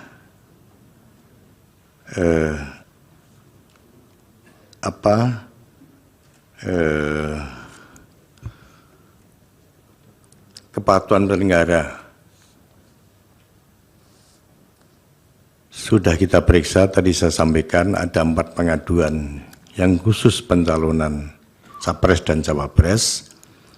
DKPP sudah memberikan sanksi untuk Ketua KPU, Saudara Hasyim Asyari, peringatan keras terakhir, dan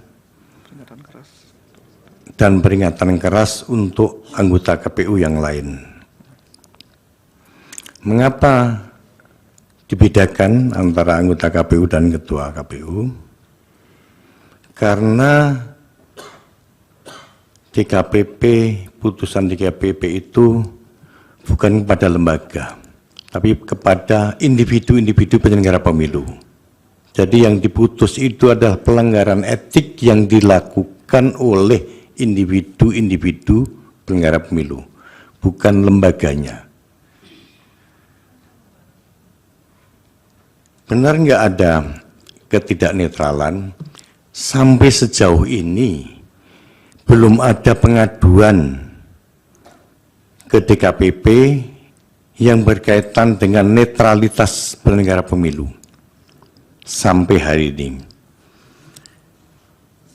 Kemudian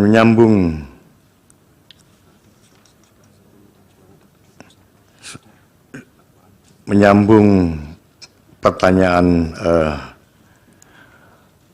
Prof. Daniel Yusmik, apakah ada pengaduan yang berkaitan dengan penghitungan suara?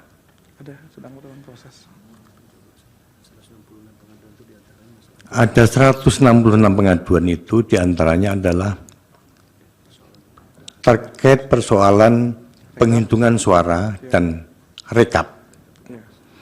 hanya dari 166 ini belum kami sidangkan, masih dalam pemeriksaan verifikasi administrasi dan verifikasi material.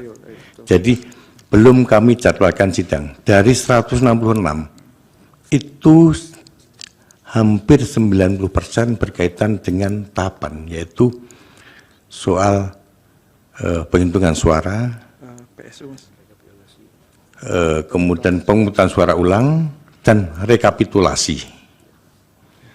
Karena persidangan yang kami lakukan saat ini masih menyidangkan sisa-sisa perkara tahun kemarin yang belum selesai.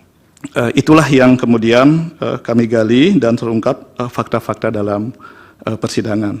Jadi bahwa terhadap satu hal yang menyangkut hak warga negara, sesuatu yang menyangkut hal-hal fundamental bagi kehidupan berbangsa dan bernegara, apalagi itu telah diputus oleh Mahkamah Konstitusi, apapun situasi pada saat itu menurut kami memang harus dilaksanakan.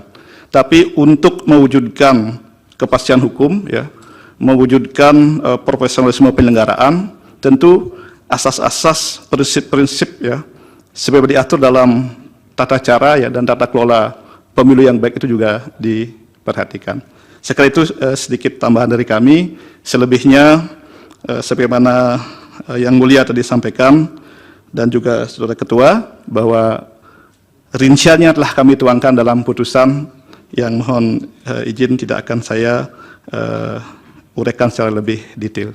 Demikian lebih kurangnya saya mohon maaf. Terima kasih. Nah, oleh karena itu mohon ini dipahami bukan merupakan macam tidak konsistenan di PMK maupun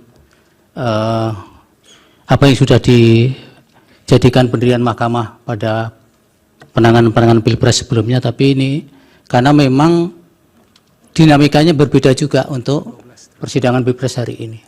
Oleh itu mohon bisa dipahami. Sehingga tadi kami berdelapan sudah sepakat bahwa mekanisme penyampaian hal yang perlu disampaikan sebagai bentuk kelengkapan dari proses persidangan ini bisa disampaikan melalui forum kesimpulan itu. Kemudian waktunya disediakan pada tanggal 16 April 2024 selambat-lambatnya pukul 12 langsung diserahkan kepada kepaniteraan. Kak, yang mulia, apakah itu sekalian dengan bukti-bukti tambahan? Bisa. Bisa. Ya. Oke, jadi tanggal 16 jam 12. Paling maksimal jam 12, Pak Mulia. Jadi bukti silakan kalau memang masih ada, hanya nanti tidak bisa kami sahkan di persidangan, meskipun juga bagian yang akan kami pertimbangkan dalam putusan. Dan kemudian kekurangannya tentunya pihak-pihak sudah tidak bisa melakukan isage lagi. Oke. Terima kasih yang mulia. Apakah saya boleh menambahkan beberapa hal lagi? Yang itu dulu sudah yang clear itu ya? Ya itu clear yang mulia. Kalau saya mau menambahkan beberapa pertanyaan masih mungkin. Silakan apa ini? Begini, tadi ada beberapa PowerPoint yang disampaikan oleh 3 menteri. Menteri Erlangga, Keuangan, dan Menteri Sosial. Apakah itu dimungkinkan juga bisa kami dapatkan yang mulia? Bisa. Nanti biar kepaniteraan bisa, karena itu sudah milik publik juga di persidangan. Ya, dan juga kami ingin mohon, karena kemarin waktu pihak terkait menyampaikan ahli, Saudara Hasbi dan Saudara Kodari, juga ada PowerPoint yang disampaikan. Kami mohon kalau kami juga bisa mendapatkan itu. Dan sekaligus juga apabila dimungkinkan, keterangan ahli dan afidavit dari pemohon 1 dan termohon serta Bawaslu, seandainya itu dimungkinkan untuk didapatkan, kami akan berterima kasih sekali yang mulia. Kalau untuk pemohon 1 mungkin aksesnya tidak terbuka ya, karena kan masing-masing perkaranya berbeda. Oke. Kalau termohon Ya. dan pihak terkait? Kalau pihak terkait bisa, karena memang saling berhadapan-hadapan. Terima kasih yang mulia. Ya. Izin yang mulia pemohon 1. Ya, Pak. Sebelum ditutup, terima kasih. Jadi permohonan yang sama kami ajukan seperti pemohon 2 untuk keterangan tertulis dari pihak terkait, ahlinya pihak terkait, dan kemudian juga dari para pemberi keterangan tadi. Yang pertama. Kemudian yang kedua, yang mulia, terima kasih atas kesempatan diberikannya untuk menyusun kesimpulan. Nah, namun demikian pemohon 1 mohon kebijakan sekiranya tanggal 16 itu adalah hari pertama masuk dari libur panjang, diperkenankan tanggal 16 pukul 16 yang mulia. Jadi agak sore. Iya, yang mulia. Boleh kalau agak sore, karena hari efektif itu tinggal 2 hari Pak Heru. Itu untuk kami bermusyawarah dan membaca putusan nanti. Sehingga memang harus dipaksakan untuk di 16 itu harus sudah. Sekiranya akan mengajukan kesimpulan di hari itu. Terima sore kasih, boleh, Pak, jam 16 ya. Terima kasih yang mulia. Baik, Pak Mulia, jadi diralat tadi. Jam 16 juga yang mulia. Terima kasih yang mulia. Dari Pak Oto? Ya, kami kurang jelas tadi apa yang disampaikan untuk supaya klarifikasi lebih tepat. Jadi kami akan mengajukan tanggal 16 Ya. bersamaan juga dengan permintaan yang mulia tadi bahwa kami juga akan memasukkan bersamaan dengan kesimpulan itu terhadap keterangan-keterangan ahli pada tanggal 16 itu juga. Pak Oto, Ya. itu kan keterangan-keterangan ahlinya masih berbentuk hard copy. Kita minta soft filenya. Gitu. Ya, kita serahkan ya. ya. Nanti diserahkan berbarengan dengan itu. Oh, pada saat Oke. tanggal 16 itu Iya, ya. tanggal 16 itu pukul 16. Ya. Kalau mengenai soal keterangan dari pemerintah tadi, dari menteri itu, apa kami bisa dapatkan nggak? Bisa, nanti setelah ini bisa ke kepaniteraan akan diberikan kopinya. Baik, terima kasih mulia. Iya. Cukup ya Pak Oto? Dari Bawaslu dan KPU cukup Pak? Cukup yang mulia. Baik, terima kasih kepada semua pihak atas terselenggaranya sidang ini dengan baik.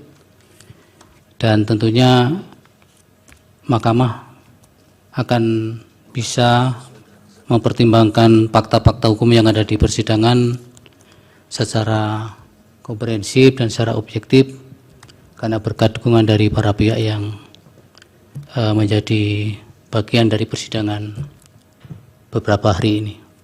Kemudian untuk putusan nanti tentunya akan diberitahukan oleh kepaniteraan, para pihak akan diberitahukan dengan tenggang waktu yang cukup beberapa waktu sebelum putusan dibacakan sesuai dengan ketentuan peraturan perundang-undangan. Sidang selesai dan ditutup.